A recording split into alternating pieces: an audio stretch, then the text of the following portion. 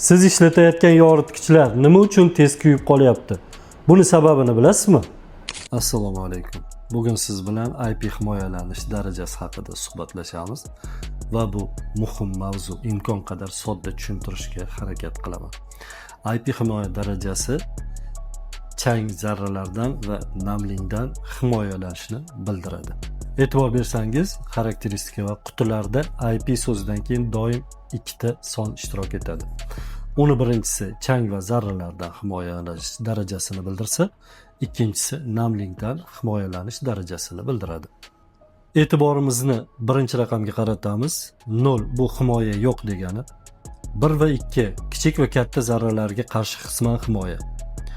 3 va 4 mayda zarralarga qarshi. 5 changga chidamli va 6 to'liq chang o'tkazmaydi. Ikkinchi raqamimiz 0, ya'ni namlikdan umuman himoya yo'q. 1 va 2 tomchilardan himoya. 3 va 4 suv sepilishidan himoya. 5 suv oqimidan himoya. 6 kuchli suv oqimidan himoya. 7 qisqa vaqt suv ostida ishlay oladi.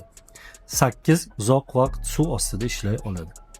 Endi amaliy misollarga o'tamiz. IP20 bu ichki xonalar uchun, ya'ni namlik yo'q xonalar uchun belgilanadi. Keyingisi IP44 bu nam xona, sport inshootlari va tashqi devorlar uchun mo'ljallangan. Keyingisi IP65 bu changli ishlab chiqarish sexlari va tashqi muhit uchun mo'ljallangan.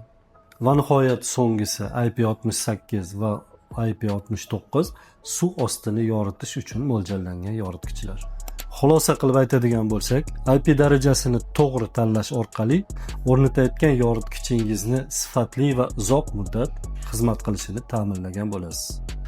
Xo'p, bu roligimiz IP himoya darajasi haqidagi qisqagina tushuntirishlardan iborat edi. Yoritgichlar haqida ko'proq bilishni xohlasangiz, kanalga a'zo bo'ling va kommentariyada izohlarni yoki savollarni qoldiring. Va nihoyat, samimiy yurakdan hayotingiz yorug' bo'lsin.